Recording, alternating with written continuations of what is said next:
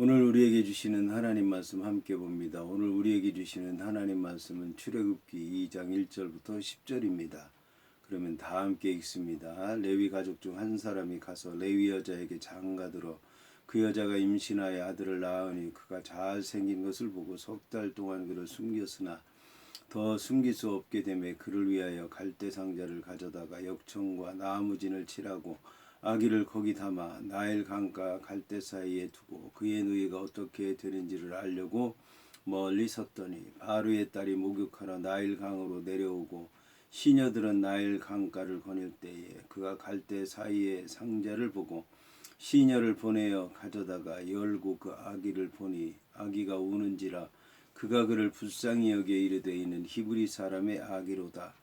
그의 누이가 바로의 딸에게 이르되 내가 가서 당신을 위하여 히브리 여인 중에서 유모를 불러다가 이 아기에게 젖을 먹이게 하리이까. 바로의 딸이 그에게 이르되 가라 하매 그 소녀가 가서 그 아기의 어머니를 불러오니 바로의 딸이 그에게 이르되 이 아기를 데려다가 나를 위하여 젖을 먹이라. 내가 그 삭슬 주리라. 여인이 아기를 데려다가 젖을 먹이더니 그 아기가 자라매 바로의 딸에게로 데려가니 그가 그의 아들이 되니라. 그가 그의 이름을 모세라 하여 이르되 이는 내가 그를 물에서 건져내었음이라 하였더라.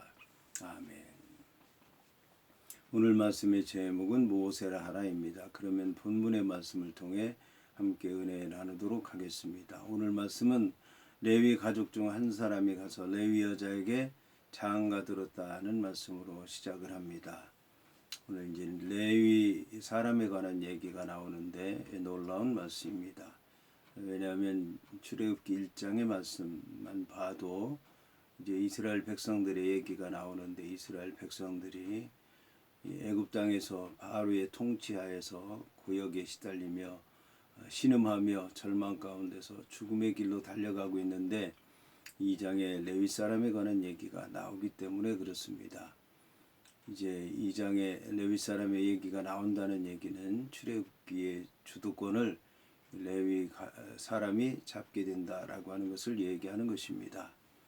이전에 보게 되면 야곱의 그 자녀들 중에서 주도권을 맨 처음으로 잡은 사람은 요셉이었습니다. 그리고 그 다음에 주도권을 잡은 사람은 유다였습니다. 그런데 그들이 주도권을 잡게 된 것은 여호와 하나님께서 그들과 함께 있기 때문에 주도권을 잡게 된 것입니다. 요셉이 주도권을 잡게 된 것은 어려서부터 그가 꿈을 가졌던 것이고 그 꿈을 이루기 위해서 고난을 받게 됐고 그 고난 가운데서 여호와 하나님께서 함께 하셨고 그래서 그가 이제 여호와의 일을 감당하게 됐고 주도권을 잡게 된 것을 볼 수가 있습니다.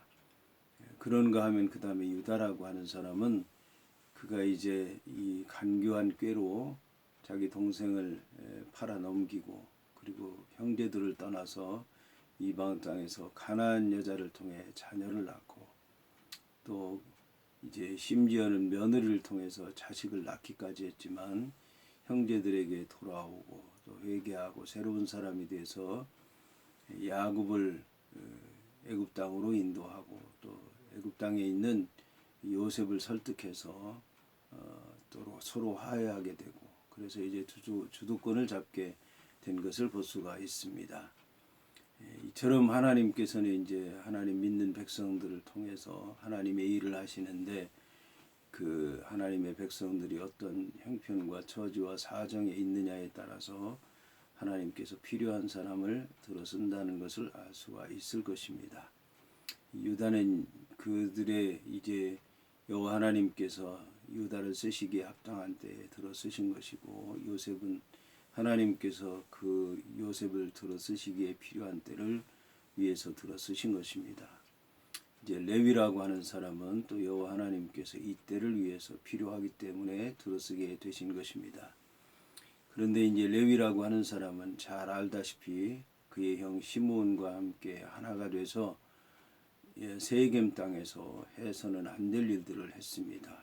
여호와 하나님의 이름으로 거짓 맹세해서 할례를 받도록 하고 할례를 받고 고통 중에 있는 사람들을 죽이고 심지어는 그들의 재물을 탈취하게 돼서 약속의 땅을 이제 더럽히게 돼서 거기서 더 이상 살 수 없게 됐습니다. 그래서 결국은 그의 아버지 야곱으로부터 죽을 때 예언을 듣게 됐는데 그들은 이제 흉기라, 사람을 죽이는 흉기라고 얘기를 했고 말 뒤꿈치를 해야 하는 그런 무기라고 얘기를 했으며, 그래서 그들의 모임에 가지 마라, 집회에 가지 마라 얘기까지 하게 되었습니다. 그런데 이제 오늘 레위 사람들이 이렇게 전면에 등장하는 것을 보면 이 레위 사람들이 변했다라고 하는 것을 알 수가 있습니다. 오늘 성경을 보면 레위 사람들이 변한 모습을 잘 볼 수가 있는데, 레위 가족 중 한 사람이 가서 레위 여자에게 장가들었다는 얘기가 나옵니다. 유다라고 하는 사람은 그 시대를 주도하게 됐는데, 그는 가나안 여인을 통해서 자녀를 낳는 그런 일을 했습니다. 그 며느리도 역시 가나안 여인인데 순수한 혈통을 보존하지 못했고, 역시 요셉이라고 하는 사람도 그 시대의 역사를 주관하기는 했지만, 그러나 이제 애굽 여자 제사장 보드베라의 딸과 결혼하게 됐습니다. 근데 오늘 성경을 보면 레위 사람이 레위 여자에게 장가들었다라고 얘기를 하고 있습니다. 하나님 믿는 백성으로서 이제 함께 결혼하게 됐고, 레위 족속끼리 결혼하게 됐고, 이래서 이제 순수한 혈통을 갖게 됐습니다. 이것이 바로 제사장 가문이고 레위 가문이고 하나님의 종의 가문이라고 하는 것을 알 수 있습니다. 이래서 이 가정에서 하나님을 섬기는 자들, 또 레위 지파가 나오게 됐고, 제사장이 나오게 됐고, 예언자가 나오게 됐고, 하나님 믿는 백성들을 하나님께로 인도하는 사명을 받은 자들이 나오게 된 것을 볼 수가 있습니다. 그 다음에 이제 중요한 것이 사람을 살리는 일인데, 레위는 이전엔 사람을 죽이는 일을 했지만 이전에는 지금은 사람을 살리는 일을 하는 것을 볼 수가 있습니다. 그것도 어린 생명을 살리려고 하는 것을 볼 수 있습니다. 2장 3장에 보게 되면 이제 레위 사람의 아내, 레위 지파의 여자가 그 생명을 살리기 위해서 어떤 노력을 하고 있는지 알 수가 있습니다. 남자는 레위 사람으로서 레위 여자와 장가를 들고, 또 레위 여자는 그 어린 생명을 살리기 위해서 애를 쓰는 것을 볼 수가 있습니다. 온 가족이 구원받고 하나님의 자녀들로서 주의 사역을 잘 감당하는 것을 볼 수가 있습니다. 2절서부터 3절은 8개의 동사로 되어 있는데, 이 한 생명을 살리기 위해서 얼마나 애를 쓰는가, 그 긴박한 상황에 대해서 잘 얘기 주고 있습니다. 첫 번째는 그 여자가 임신했다는 얘기입니다. 죽인다고 하는데도 불구하고 여자가 임신한 것입니다. 임신해서 그 당시에 낳게 되면 다 내버리라고 했는데, 그런데도 불구하고 아들을 낳게 된 것입니다. 아들을 낳는데 도와주는 산파도 없는데 아들을 낳은 것입니다. 그런데 놀라운 것은 그가 잘생겼다고 하는 것입니다. 그래서 그 잘생긴 것을 보고 세 번째죠. 그 다음에 네 번째, 석 달 동안 그를 살리기 위해서 숨겼다는 것입니다. 그 다음에 이제 더 숨길 수가 없게 됐다는 것입니다. 더 숨길 수가 없게 된 것이고, 그 다음에는 그를 위하여 갈대 상자를 가져왔다는 것입니다. 숨길 수 없게 돼서 죽을 수밖에 없는데, 그 다음 단계에서는 그를 위하여 갈대 상자를 가져왔다는 것입니다. 그 다음에는 갈대 상자를 가져오기만 해서 살릴 수가 없기 때문에 역청을 칠하고 또 나무진을 거기에다 칠했다라고 하는 것입니다. 역청을 칠하기만 해도 될 텐데 혹시라도 물이 밸까 싶어서 나무진을 거기에다 칠한 것을 볼 수가 있습니다. 최선을 다한 모습인 것입니다. 그리고 아기를 거기 담아서 나일 강과 갈대 사이에 두었다는 것입니다. 나일 강은 이제 죽음의 강인데 죽음의 강에다가 작은 갈대 상자 하나를 띄운 것입니다.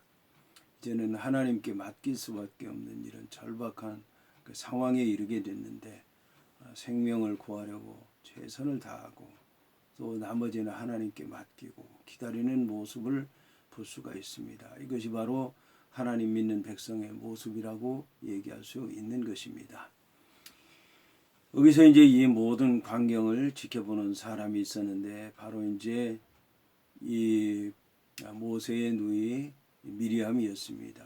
미리암이라고 하는 여자는 가까이 가지 못하고 멀리서 어떻게 되는지 알려고 섰는데 바로 그때 바로의 딸이 목욕하러 나일강으로 내려오고 시녀들은 나일강가를 거닐 때에 그가 갈대사의 상자를 보고 시녀를 보내서 가져오게 했다는 것입니다. 이제 이 출애굽기의 주인공인 모세를 위해서 세 여자가 등장하는데 첫째는 모세 어머니 요게벳이요, 그 다음에는 모세의 누이 미리암이요, 그 다음에 세 번째는 바로의 딸 공주인 것을 알 수가 있습니다. 이런 세 연약한 여자들이 이런 이제 놀라운 역사를 일으키는데 하나님께서 이처럼 연약한 여자들을 통해서 놀라운 역사를 일으킨다라고 하는 것을 우리는 또 하나 알 수 있을 것입니다. 여기서 이제 상자를 열고 보니까 아기가 울고 있더라는 것입니다. 그런데 그가 불쌍히 보였다는 겁니다. 그리고 그가 히브리 사람의 아기라는 것을 알게 됐다라고 하는 것입니다. 이 아기의 운명은 이제 죽을 수밖에 없는 운명인데 놀라운 것은 이제 그런데도 불구하고 살리게 됐다라고 하는 것입니다. 하지만 그를 살린다 할지라도 어떻게 양육할까 그 방법이 없었는데 그때 마치 이 모세의 누이가 바로의 딸에게 얘기를 해서 내가 가서 당신을 위하여 히브리 여인 중에서 유모를 불러다가 이 아이에게 젖을 먹이게 하리까 라고 얘기를 했다라고 하는 것입니다. 히브리 아기니까 히브리 여인을 데려다가 젖을 먹이게 하는 게 어떻겠냐라고 얘기한 것입니다. 이에 바로의 딸이 그에게 이르되 가라 하매 그 소녀가 가서 그 아기의 어머니를 이제 불러왔다는 것입니다. 불러서 바로의 딸이 그에게 이르되 이 아기를 데려다가 나를 위하여 젖을 먹이라. 내가 그 삭슬 주리라. 여인이 아기를 데려다가 젖을 먹였다는 것입니다. 놀라운 것입니다. 바로의 딸이 이 모세의 어머니에게 얘기를 하는데 그 자기를 위해서 데려가라고 얘기를 했다라고 하는 것입니다. 그리고 젖을 먹이라고 했다는 것입니다. 그리고 내 자식에게 젖을 먹이는데 그 삭슬 바로의 딸이 주겠다고 했다는 것입니다. 그래서 이제 젖을 먹였다는 것입니다. 그래서 그 아기가 자랐는데 보통 이 시대의 아기를 젖을 먹이게 되면 서너 살까지, 늦게는 이제 너댓 살까지 이 아기에게 젖을 먹이게 되는데 유대인들은 이 교육에 대해서 아주 아기를 낳기 전부터 또 아기를 임신하고 또 아기를 낳아서 그 기르는 과정, 아주 어렸을 때의 교육이 그 아이의 인생을 결정한다고 생각을 하는 사람들입니다. 그래서 이 성경에 보게 되면 특별히 구약 성경을 보게 되면 애를 못 낳는 여인의 얘기가 많이 나옵니다. 그 동안에 아기를 위해서 기도하고 하나님의 은혜를 사모하고 사람이 할 수 없는 그 일을 하나님께서 해달라고 그렇게 기도하고 기다리는 것입니다.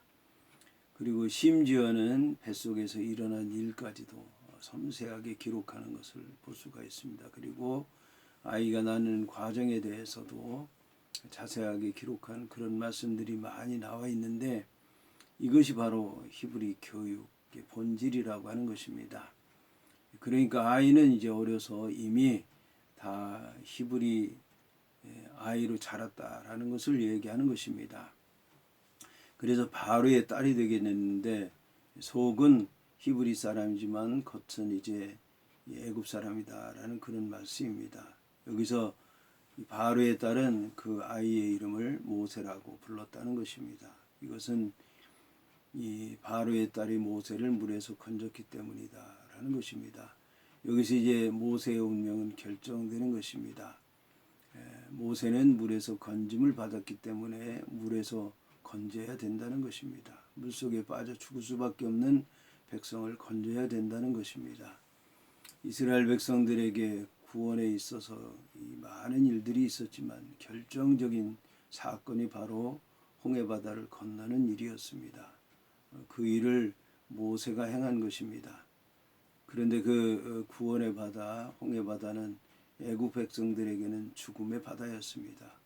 이제 죽음의 바다에서 모세를 건져냈기 때문에 모세는 죽음의 바다에 빠져가는 사람들을 건져내는 사명을 감당해야 되는 것입니다.